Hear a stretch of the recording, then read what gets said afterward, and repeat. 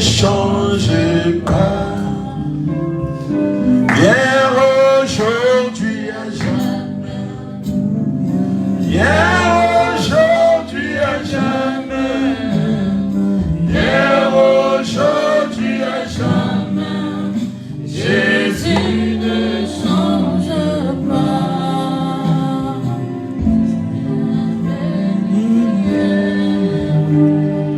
Il bénit aujourd'hui, il bénira demain.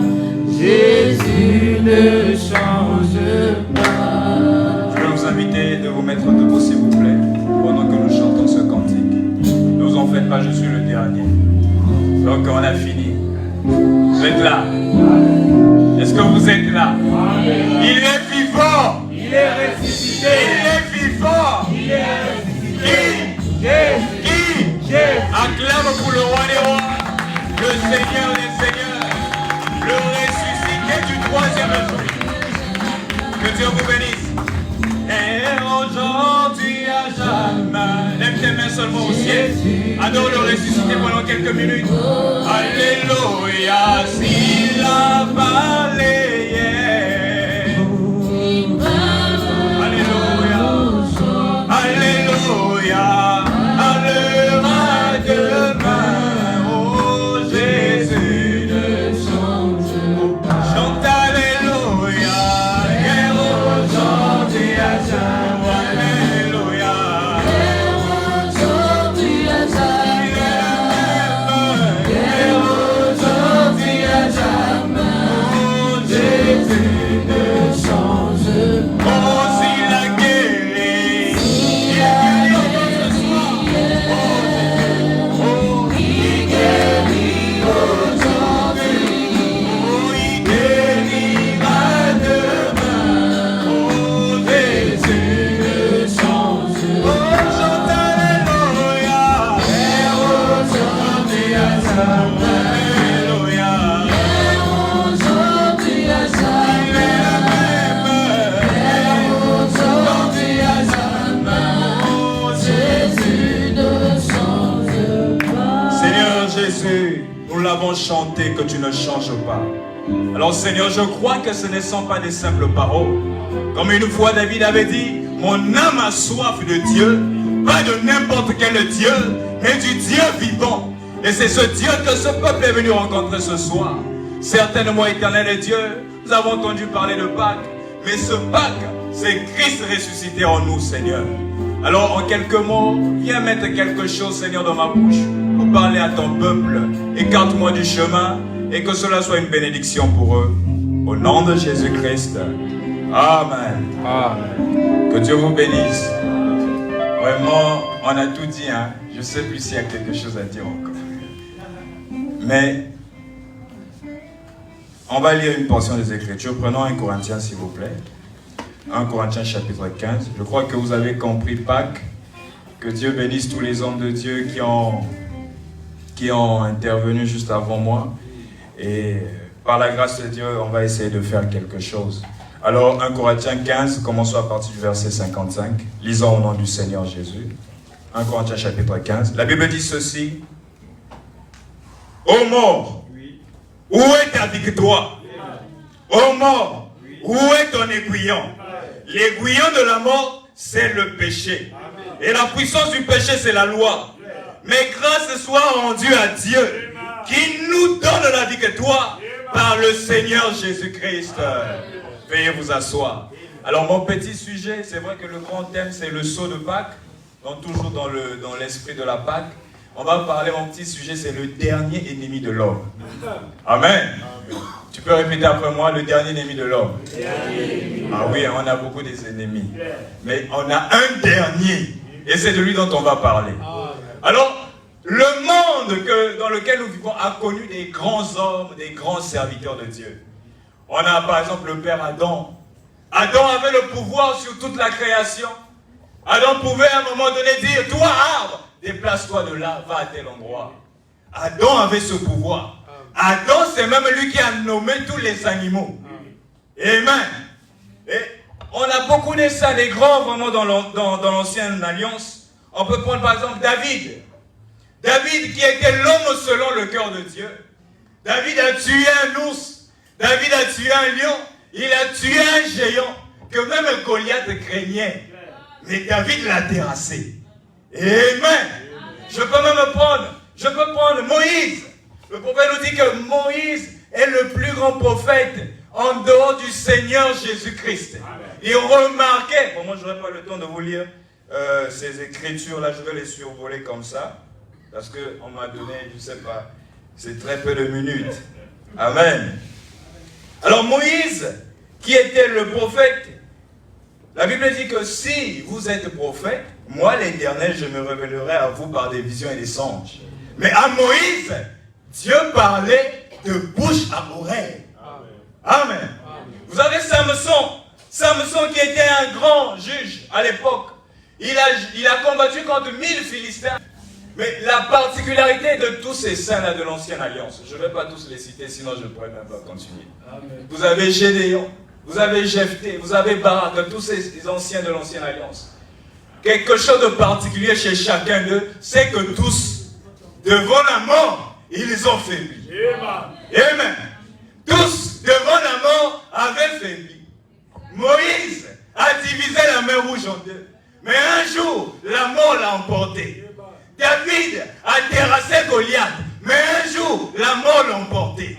Amen. Samson, l'homme qui faisait trembler les Philistins. Quand on parlait de Samson, tout le monde avait peur.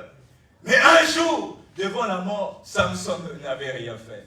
Mais il y avait un homme. Oh, c'est de cet homme dont je veux parler ce matin. C'est celui-là qui est ressuscité. Il s'appelle le Seigneur Jésus. Et il nous dit, lui quand il est venu sur la scène, oh, il était préoccupé par le dernier ennemi de l'homme. Il savait que tous les anciens avaient déjà tout vaincu. Mais il restait encore un ennemi qu'on appelle la mort. Oh, je peux vous dire, devant cet homme, même avant qu'il passe sur la croix, la mort ne pouvait pas résister devant son chemin. Parce qu'il était lui-même la vie. Un jour, il y avait une femme. Vous savez que Jésus n'a jamais prêché à un service funèbre. Je ne sais pas si vous le savez. Moi, j'ai déjà prêché à un service funèbre. Les hommes de Dieu qui sont ici, certainement. Mais le Seigneur Jésus, oh, il n'a jamais prêché un service funèbre. Pourquoi? Parce qu'il est lui-même la résurrection et la vie. Amen. Il y avait une femme qui avait perdu son fils. Alors elle était sur le chemin pour aller enterrer son fils qui était mort. Tout en larmes, en train de pleurer. Elle voit, c'est le Seigneur qui apparaît sur son chemin avec les disciples. Oh, quand la vie rencontre la mort, Amen. La mort doit s'enfuir. Amen. Alors Jésus dit quoi? Attendez un instant. Le maître a prié seulement. Et l'enfant qui était mort est revenu à la vie.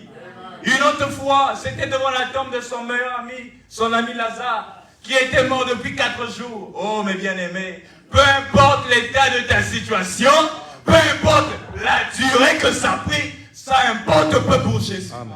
Oh, quand il arrive devant Marthe, Marthe lui dit, Seigneur, si tu étais ici, mon frère ne serait pas mort. Je lui ai dit, ne t'en fais pas. Il dit que crois-tu cela? Et moi je suis la résurrection et la vie. Marthe dit à Jésus, oui je le crois. Mon frère va ressusciter mais au dernier jour. Non Marthe, moi je suis la résurrection et la vie. Pas au dernier jour, Amen. Mais même maintenant. Amen. Et je peux vous dire, même maintenant, il peut faire quelque chose pour toi. Amen. Tous les hommes de Dieu qui vous ont parlé, ce ne sont pas des discours. Moi, s'il y a une chose que j'aime pas, ce sont les discours. On doit démontrer Jésus-Christ. Amen. C'est l'écriture que l'homme de Dieu a lue. Dans le sceau de Pâques, au paragraphe 46, le prophète nous dit que l'essence même de Pâques, c'est quoi? C'est d'exprimer. Pas seulement d'exprimer, mais de démontrer, de prouver. Amen. C'est ça la Pâques. Si Jésus est vivant, il est où? Si Jésus est vivant, mais nous voyons, nous avons des problèmes.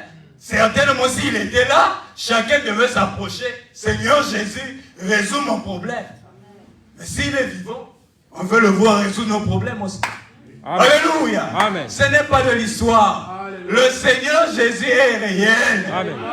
Alors devant la tombe, il dit, Marthe, je suis moi-même la résurrection et la vie. Il dit, où l'avez-vous mis? Oh, quand on le montre, même s'il avait fait 4 jours, le nez s'était affaissé, les yeux peut-être troués, mais qu'est-ce qu'il dit? Lazare, Lazare, sort. Amen. Et le prophète nous dit ce jour-là, dans le séjour des morts, tous les Lazars se secouaient. Il dit non, non, non, ça c'est moi. Ça c'est moi. Ça c'est moi. Mais à cette époque-là, c'est Satan qui avait encore les clés. Il a dit non, non, non, non, c'est pas vous qui l'appelle.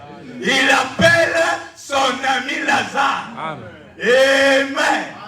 Oh, Jésus-Christ est vivant. Je parle du dernier ennemi de l'homme. Le dernier ennemi de l'homme, ce n'est pas la maladie. Les maladies avaient été vaincues. Dans l'ancienne alliance même, le dernier ennemi de l'homme, ce n'est pas le péché.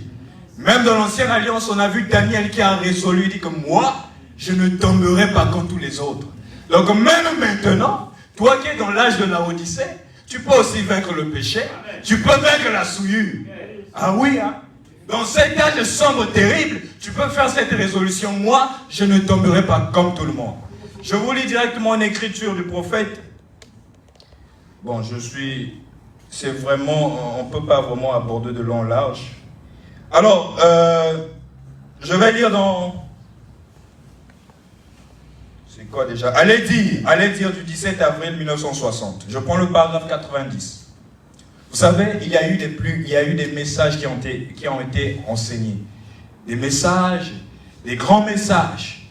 Mais ici, le prophète nous parle du plus grand message qu'un homme pouvait recevoir. Au paragraphe 90, il est dit ceci. Il y a eu des grands messages, mais celui de la Pâque les a couronnés tous. Oh. Dans l'Ancien Testament, il y a eu certainement des grands messages. Comme les 10 commandements de Moïse. Comme quoi encore? On peut parler du mystère de roue entre les roues d'Ézéchiel. Il y a eu tous ces grands messages que vous savez. Mais le prophète nous dit, le message de Pâques les a couronnés tous. En réalité, qu'est-ce qu'il veut dire par là, frère? S'il n'y avait pas Pâques, toi et moi, ça ne sert à rien qu'on se rassemble ici. Ouais. Si Jésus n'était pas ressuscité, on ferme nos églises, on retourne faire nos champs. Mais comme il est ressuscité, oh, nous pouvons encore le voir agir. Amen. Et il dit que de tous les messages, de tous les plus grands messages, c'est Pâques qui les a couronnés. Écoutez, il est dit, des grands messages, la Pâques était tout cela. Les préparatifs étaient que le dernier ennemi, il dit, nous avons vu les maladies être guéries dans l'Ancien Testament. Ça, on avait déjà vu. Mais il restait un autre ennemi à vaincre. Amen. Amen. Il a dit, nous avons vu les maladies et tout ça dans l'Ancien Testament. Des visions. Il dit, mais tout homme qui était allé dans la tombe se demandait s'il est ressuscité. Il se demandait, est-ce que moi un jour, je vais ressusciter? Je vais directement à la partie essentielle. Le prophète dit, le plus grand message qu'aucun homme ne pouvait recevoir. Alléluia. Le plus grand message qu'aucun homme ne pouvait recevoir, c'est quoi, frère Branham? Il est dit, allez dire à mes disciples, oh, allez dire à mes disciples que Jésus est ressuscité des morts. Point. La mort a été vaincue. Le plus grand message que tu as reçu, que tu dois aller transmettre aux autres, dans ton quartier, allez leur dire que Jésus que tu pries est vivant. En venant là, j'étais dans le taxi. Moi, quand c'est comme ça, j'en profite. Avec le taximan, on a commencé Pâques depuis la voiture. J'ai commencé à lui présenter l'évangile. J'ai dit, même si tu es malade, on peut prier. Jésus-Christ va guérir. Amen. Et c'est ce que nous devons aller faire. Aller dire que Jésus-Christ est vivant. Amen. Il est ressuscité. Et la mort a été vaincue. Je prends ma dernière écriture. C'est le serment l'approche à laquelle Dieu a pourvu. Je vais directement aller au paragraphe 73. Je saute. Alors écoutez cette écriture, je termine par là. Je sais que vous êtes épuisés. Mais Au moins, c'est que vous comprenez que le dernier ennemi Alléluia. a été déjà vaincu. Amen. Alors c'est comme Paul. Paul pouvait dire, il est mort. Où est ta victoire? Tombeau, où est ton aiguillon? Il dit que Christ a vaincu. Gloire soit rendue à Dieu. Alors le prophète dit ici, et voici venir. Il parle de Jésus sur la croix. Il dit, voici venir cette abeille-là, la mort. Ce dernier grand ennemi de l'homme, pour donner autour de lui, de Jésus. Amen. Je vais lui enfoncer mon aiguillon. Et cela mettra fin à cela. Mais, frère, une fois qu'il avait enfoncé son aiguillon, dans cette chair-là, ce fut plus qu'un homme. Amen. La mort avait enfoncé son aiguillon dans David. Oh, il avait pu vaincre David. Mais là, cette fois-ci, c'était plus qu'un homme. Le Seigneur Jésus-Christ était 100% homme, mais il était aussi 100% Dieu. Amen. Et la mort avait un pouvoir. La mort avait un aiguillon. Mais qu'est-ce qui s'est passé le jour de la croix? C'est comme une abeille. Quand elle te pique, son aiguillon reste sur le corps qu'elle a piqué. Et aujourd'hui, je peux te dire que la mort n'a plus son aiguillon. Parce que son aiguillon est resté sur le corps du Seigneur Jésus. Quand il était sur la croix du Calvaire. Alors qu'il s'est dit, cette fois-ci, je vais la voir comme j'ai eu Samson. Je vais la voir comme j'ai eu David. C'est ce qu'il se disait. Mais c'était la plus grosse erreur que Satan avait fait. Parce que cette fois-ci, c'était plus qu'un homme. C'était Dieu fait de chair. Et quand l'aiguillon de la mort a pénétré le corps de Christ, c'est resté à sa chair. Et c'est depuis ce jour-là, la mort a perdu son aiguillon. La mort n'a plus de pouvoir. Le dernier ennemi qui est la mort a été vaincu. Que le Seigneur Jésus-Christ vous bénisse.